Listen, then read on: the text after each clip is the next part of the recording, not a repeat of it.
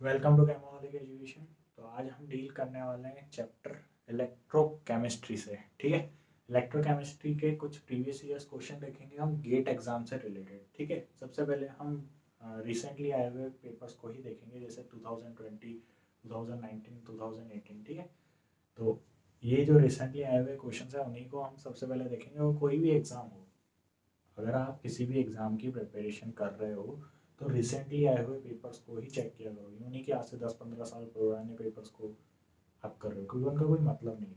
ठीक है, रिसेंटली जो पेपर्स किए जाते हैं उन्हीं से रिलेटेड या उन्हीं के आसपास के टॉपिक से नेक्स्ट एग्जाम में क्वेश्चन आते हैं। ठीक है, और लेवल भी हमें पता रहता है, आज से 10 साल पहले का लेवल बहुत ही ज़्यादा कम होगा पेपर का। ठीक है, जो रिसेंटली आए हुए पेपर्स होंगे, तो सबसे अच्छा है कि आप रिसेंटली आए पेपर्स को ही सॉल्व करो, सबसे पहले प्रायोरिटी तो उन्हीं को दो। तो आज इलेक्ट्रोकेमिस्ट्री के से डील करने वाले। और हाँ, अगर आप चैनल पे नए हो तो उसे सब्सक्राइब करना ना भूलें और वीडियोस को भी लाइक करें। कोई डाउट हो उन्हें कमेंट बॉक्स में आप डालें। ठीक है, कमेंट बॉक्स में आप पूछें, या मैं किसी ईयर का क्वेश्चन भूल रहा हूँ या किसी टॉपिक से रिलेटेड आप कुछ भी डाउट वगैरह पूछ सकते हो। तो अब स्टार्ट करते हैं हम सबसे पहला क्वेश्चन। ठीक है, मैंने वो लिख रखा है, बाद में नीचे आपको स्क्रीन पर दिखाई दे रहा होगा क्वेश्चन, तो मैं यहाँ पर रीड कर देता हूँ। तो सबसे पहला हमारा क्वेश्चन है, at 25 degree Celsius the EMF. ठीक है, ईएमएफ हमें कैलकुलेट करना है और सेल दे रखा है। ठीक है, जो सेल हमें दे रखा है वो सेल दे रखा है ए जी बी आर माइनस। ठीक है, और इसकी एक्टिविटी हमें दे रखी है 0.20। और दूसरा जो सेल दे रखा है वो हमें दे रखा है कॉपर+2, और उसकी एक्टिविटी हमें दे रखी है 0.48। और नेक्स्ट जो सेल दे आगे हमें कॉपर+, और उसकी एक्टिविटी हमें दे रखी है 0.24। ठीक है, और सेल दे रखा है प्लेटिनियम। अब ये हमें सेल दे रखा है और हमें स्टैंडर्ड ईएमएफ भी दे रखी है, यानी कि ए नॉट सेल भी दे रखा है हमें 0.082। ठीक है, ये दे रखा है। और तो बाकी कॉन्स्टेंट्स की वैल्यू दे रखी है, आर की 0.8314 और फेराडेस की वैल्यू दे रखी है। ठीक है, 9। अब ये सेल दे रखा है और हमें इसका ईएमएफ कैलकुलेट करना है, यानी कि ई सेल कैलकुलेट करना है। तो सबसे पहले तो अगर इस टाइप का क्वेश्चन आता है तो हम पहले सेल का टाइप जानने की कोशिश करते हैं कि पहले ये जो सेल जो बना हुआ है तो कौन कौन से सेल से बना हुआ है। तो हमें ये दिख रहा है कि सबसे पहला जो सेल है ये मेटल साल्ट टाइप का सेल है, और वो तो सिंपल सा जो हम सेल पढ़ते हैं वही है। ठीक है, गैल्वेनिक सेल।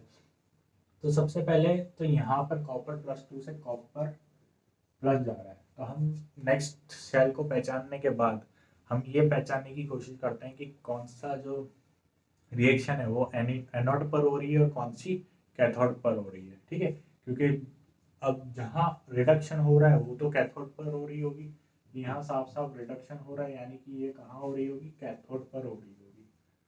तो जाहिर सी बात है ये वाली जो रिएक्शन है वो कहाँ होगी, ये एनोड पर होगी। और एनोड पर जनरली क्या होता है, ऑक्सीडेशन। और मेटल सॉल्ट का एनोड पर कौन सी रिएक्शन होती है, मेटल की तो होती है ऑक्सीडेशन, और दूसरी होती है सॉल्ट की फॉर्मेशन। यानी इस टाइप की रिएक्शन हो रही होती है मेटल सॉल्ट सेल में। ठीक है, एनोड पर। तो ज़रा हम इस इक्वेशन को हम किस तरीके से लिखेंगे कि Ag और Br- से क्या बन रहा होगा, AgBr। ठीक है, ये वाली रिएक्शन तो हो रही होगी एनोड पर, यानी कि ये तो हो गई ऑक्सीडेशन। नेक्स्ट जो है वो है कॉपर+2 से बन रहा है कॉपर+। ठीक है, और ये हो रही होगी रिडक्शन, जो कि हो रही है हमारी कैथोड पर। अब अगर हम इसको इक्वेट करके लिखें तो यहाँ आ गई Br-, यहाँ आ गया कॉपर+2, और यहाँ आ गया कॉपर। ठीक है, ये हमारे पास सेल की इक्वेशन आ गई। ठीक है, और इनकी एक्टिविटीज हमें दे रखी है। इसकी एक्टिविटी है 0.20, इसकी है 0.48, और इसकी है 0.24। ठीक है, अब तो सिंपल सा हो गया, हमें सेल की रिएक्शन के बारे में पता चल गया। अब तो सिंपल सी हमें इक्वेशन लिखनी है जो हम जनरली यूज करते हैं, E cell equals to E not cell, ठीक है, minus 2.303 R D upon N F log product upon reactant.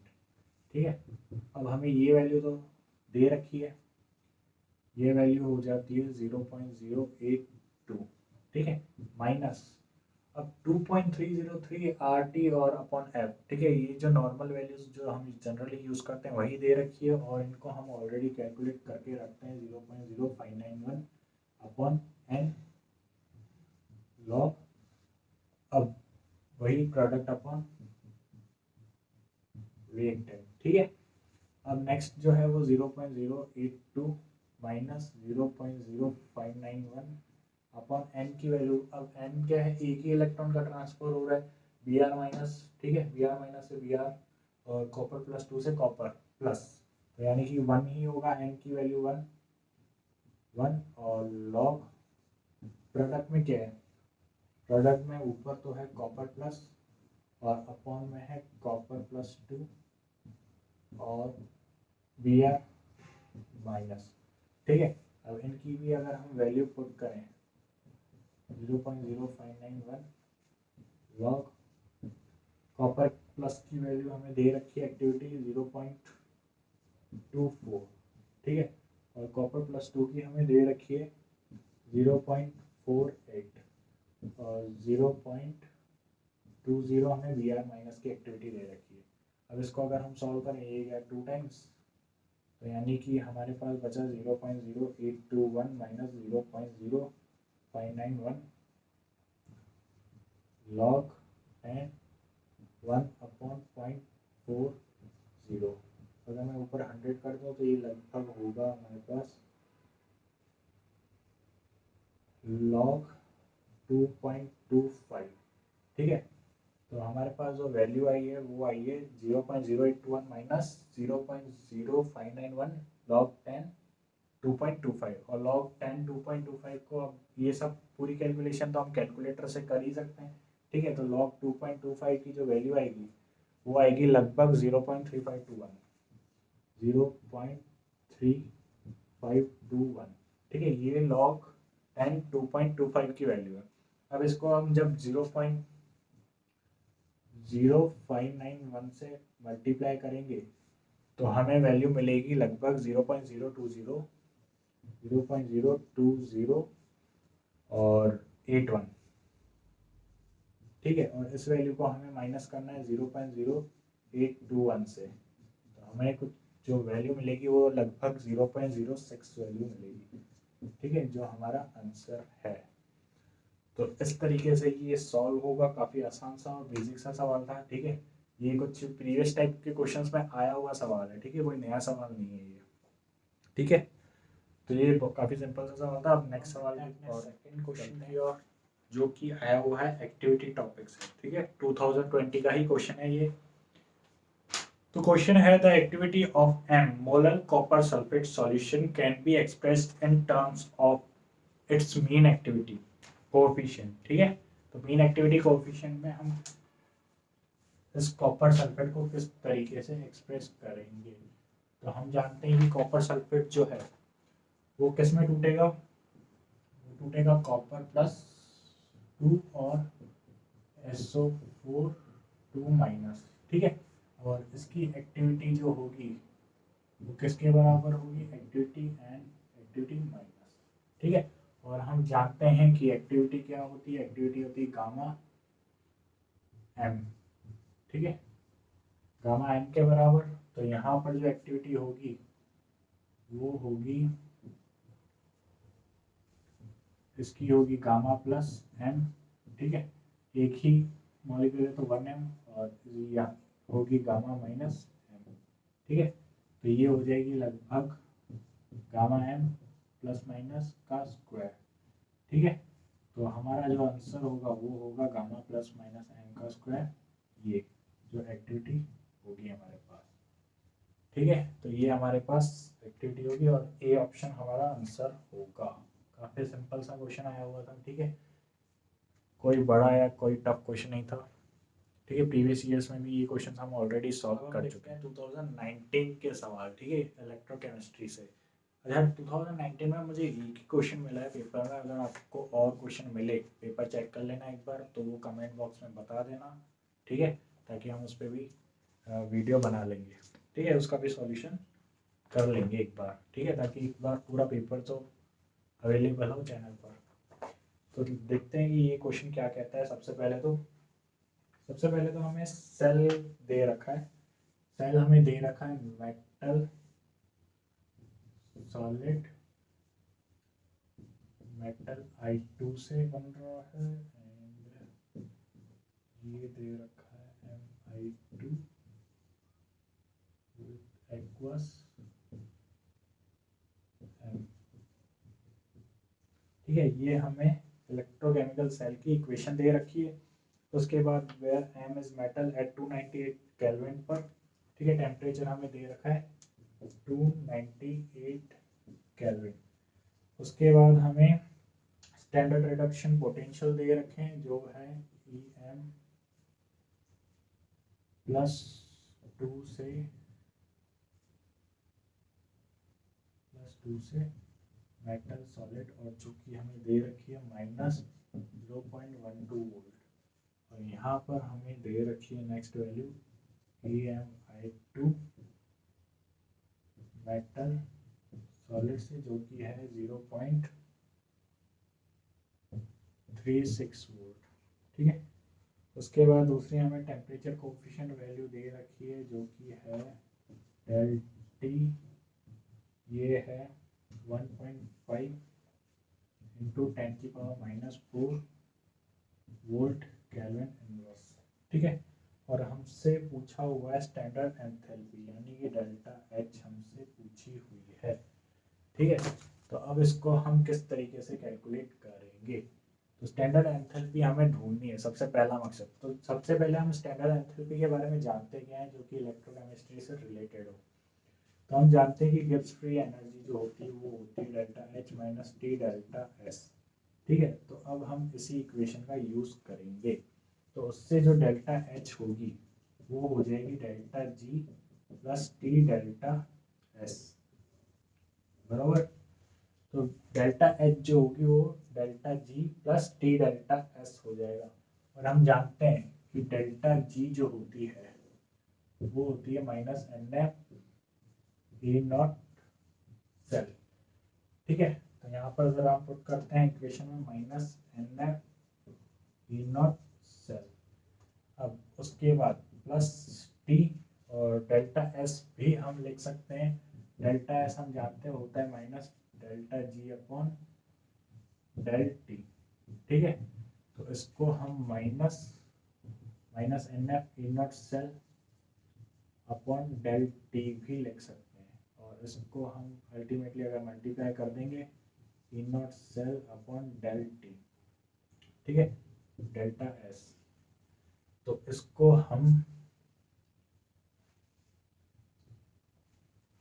NF E nought cell upon del T ये भी लिख सकते हैं। ठीक है, सही है। अब यहाँ से मैं अगर -NF कॉमन निकाल लूँ तो मेरे पास अंदर E nought cell minus T E nought cell upon del T यही बचा गया। ठीक है, सही है, दिखाई दे रहा है। हाँ, ये minus E nought cell upon del T है। ठीक है, अब ज़रा मैं आगे यहाँ लिखता हूँ। तो ये जो मैंने डेल्टा एस का डेरिवेशन किया था इसको मैं बता देता हूँ। ठीक है, तो यहाँ पर अब हम वैल्यूज पुट करते हैं। ठीक है, इक्वेशन तो ऑलमोस्ट सारी हो गई। तो ये बचा -2 इंटू 96,500 ई नॉट सेल। अब ये ई नॉट सेल की वैल्यू हमें निकालनी पड़ेगी। हाँ, तो यहाँ पर सबसे पहले तो ये जो इक्वेशन है ये है एनोड। ठीक है, और ये है कैथोड। ठीक है, यानी कि मेटल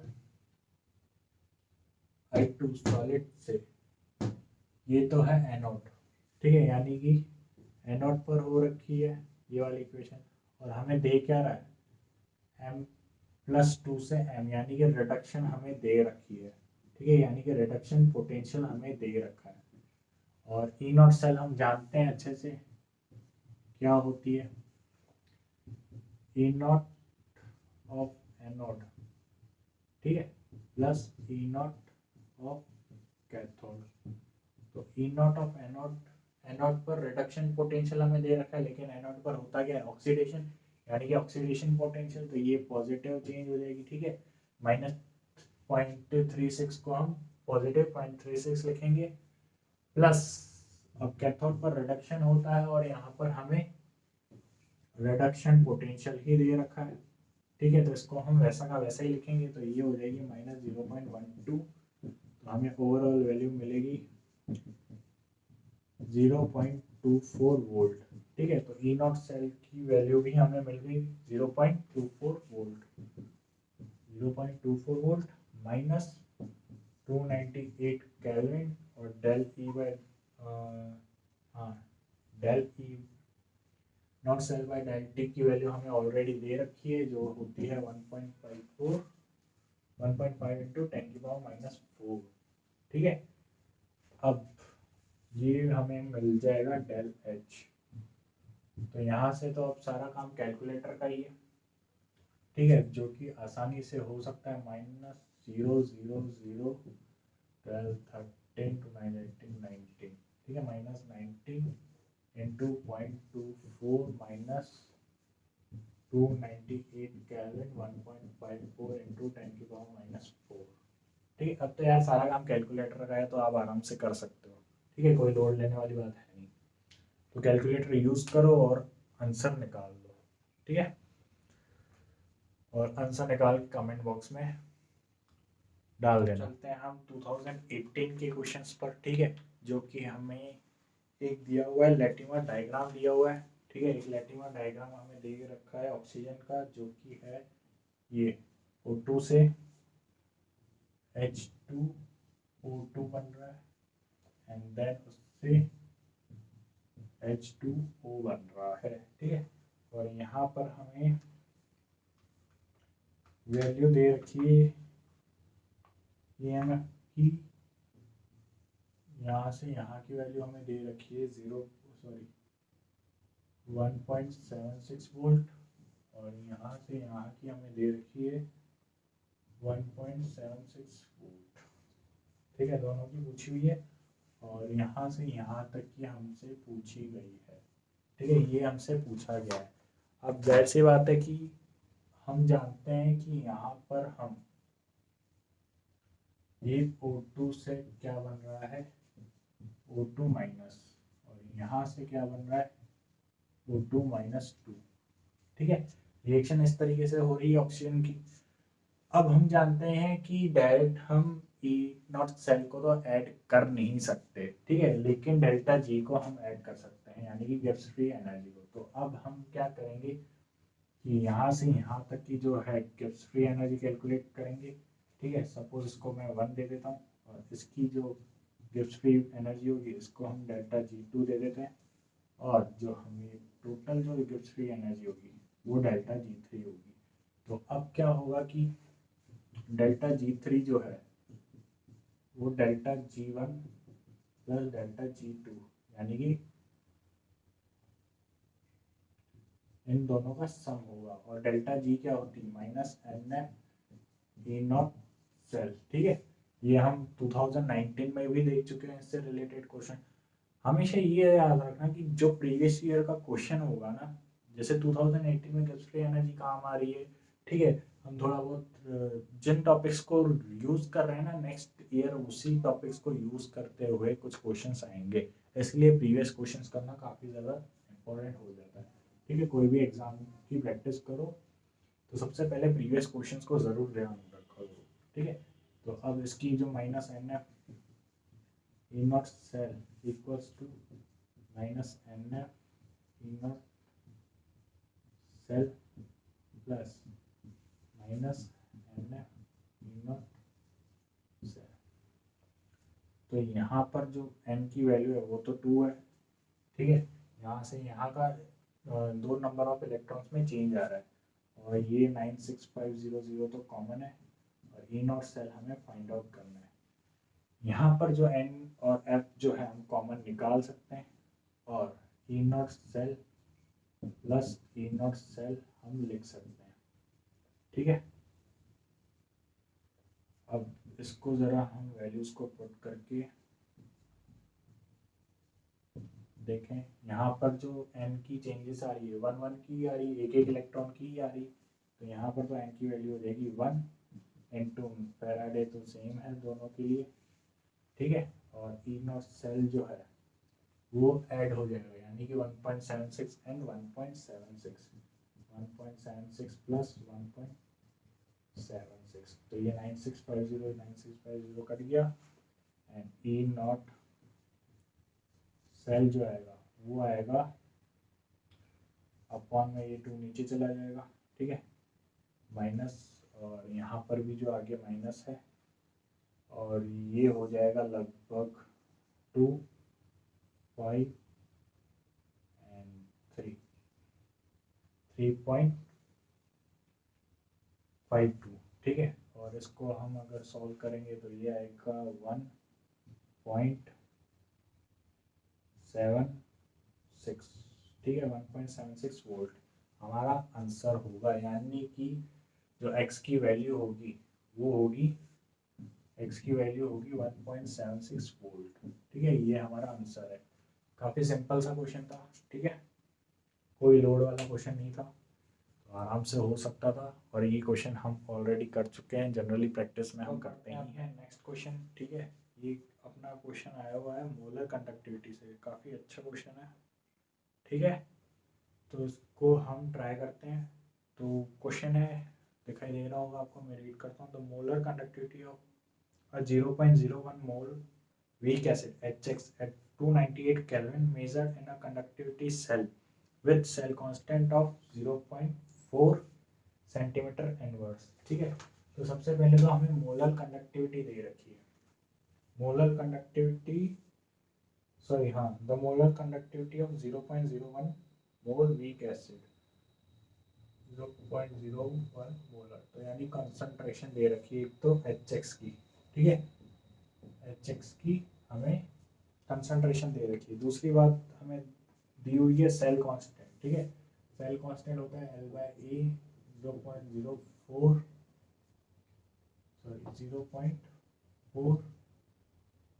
सेंटीमीटर इनवर्स, और जो मोलर कंडक्टिविटी है वो होती है हमारी, मोलर कंडक्टिविटी जो दे रखी है वो दे रखी है 64.4 S centimetre square mole inverse, ठीक है। और उसके बाद हमें लिमिटिंग मोलर कंडक्टिविटी दे रखी है इनफाइनाइट डाइल्यूशन पर, ठीक है, लिमिटिंग इनफाइनाइट डाइल्यूशन पर ये एक तो H की दे रखी है और एक X माइनस की दे रखी है, ठीक है, दोनों की अलग अलग दे रखी है। इसकी दे रखी है हमें 350 सेंटीमीटर स्क्वायर मोल इनवर्स, और इसकी हमें दे रखी है 410 सेंटीमीटर स्क्वायर मोल इनवर्स, ठीक है। उसके बाद हमें इसने पूछा है pKa वैल्यू हमसे पूछी हुई है, ठीक है, ये वैल्यू हमसे पूछी हुई है। तो सबसे पहले तो पूछा गया है pKa, ठीक है। अब pKa होता क्या है, तो pKa हमें अच्छे से पता है, ये होता है -log10 Ka, ठीक है। तो ये वैल्यू हमें पता करनी है। अब दूसरी बात है कि हमारे पास K नहीं है। अब K होता क्या है कि हम केमिकल इक्विलिब्रियम में पढ़ते हैं कि जो Ka होता है वो होता है C alpha square upon 1 minus alpha, ठीक है, ये हम पढ़ते हैं। अब दूसरी बात है कि अल्फा क्या होता है, तो अल्फा होता है हमारे पास lambda m upon lambda infinity, ठीक है, यानी कि मोलर कंडक्टिविटी, ठीक है, और अपॉन इनफाइनाइट डाइल्यूशन पर मोलर कंडक्टिविटी, ठीक है। तो अब इसको हम ज़रा इसमें पुट करके देखते हैं अल्फ़ा में, तो हमारे पास के की जो वैल्यू आएगी वो आएगी C lambda M upon lambda infinite का square upon 1 minus lambda M upon lambda infinite. ठीक है, अब इसको भी हम सॉल्व करते हैं। पहले क्या करो, इसको एकदम सिंपल सा सॉल्व कर देता है कि लास्ट में हमारे पास सिर्फ कैलकुलेटर का ही काम हो और फटाफट कैलकुलेटर से हम सॉल्व करके आंसर को निकाल लें। तो ये हो गया हमारे पास लैम्बडा एम स्क्वायर, ये अपॉन में चला जाएगा लैम्बडा इनफाइनाइट स्क्वायर। ठीक है, और यहाँ हमारे पास बचेगा lambda infinite minus lambda M upon lambda infinite. ठीक है, ये एक से एक कट गया, तो लास्ट में जो हमारे पास वैल्यू बची वो बची है लैम्बडा इनफाइनाइट एम पे square lambda infinite minus lambda M.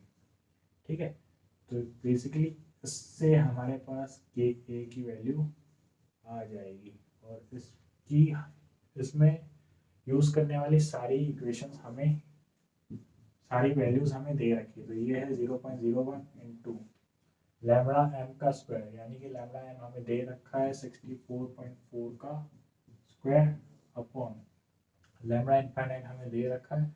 अच्छा हाँ, लैम्बडा इनफाइनाइट, अब इनफाइनाइट डायल्यूशन पे हम डायरेक्टली ऐड कर सकते हैं, यानी कि एच एक्स का अगर हमें निकालना है तो एच प्लस और एक्स माइनस का हम डायरेक्टली ऐड कर सकते हैं, तो जो होगा 350 प्लस 410 जो हो जाएगा लगभग 760।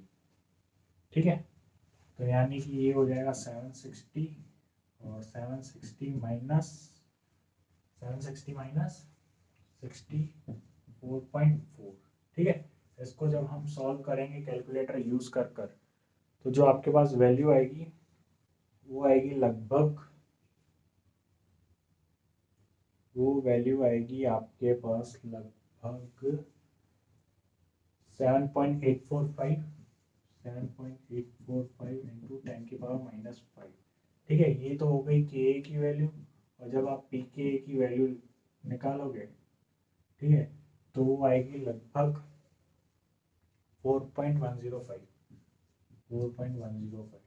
ठीक है, ये सारी तो कैलकुलेटर का काम है। ठीक है, और कैलकुलेटर आपके पास अवेलेबल होता ही है। तो काफ़ी सिंपल सा क्वेश्चन था, यहाँ पर हल्का सा केमिकल इक्विलिब्रियम भी इसने यूज़ कर लिया। ठीक है, तो ये छोटे जो 11-12 के बेसिक चैप्टर होते हैं जो हमारे सिलेबस में दे रखे हैं, chemical equilibrium, ionic equilibrium type के, वो इसी तरीके से यूज़ करता है। ठीक है, तो ये हो गया हमारा 2000। नेक्स्ट सवाल आपको दिखाई दे रहा है आपकी स्क्रीन पर, क्या ये हमें करने की ज़रूरत है? ये हम ऑलरेडी कर नहीं चुके क्या? ठीक है, थोड़ा किया हुआ सवाल लगेगा 2019 पे जब हम एंथैल्पी निकालते हैं। ठीक है, एंथैल्पी पूछी हुई होती है तब हम इसका यूज़ करते हैं। ठीक है, हमसे बेसिकली पूछा गया कि the temperature derivative of electrochemical cell potential at constant pressure del E by del T at constant P कौन देता है? तो ये जो वैल्यू है इनमें से कौन इक्वेट करती है? तो जाहिर सी बात है कि हम डेल्टा एस को minus del G by del T लिखते हैं। ठीक है, और minus N F E nought cell upon del T लिखते हैं, डेल्टा जी को माइनस से माइनस ये cancel, N F E nought cell minus del T. ठीक है, और ये जो है वो डेल्टा एस के नीचे आ जाएगा, ये हो गया N F equals to del E nought cell upon del T. ठीक है, तो minus delta S upon N F, यानी कि बी जो है हमारा करेक्ट ऑप्शन। ठीक है, सही है, तो ये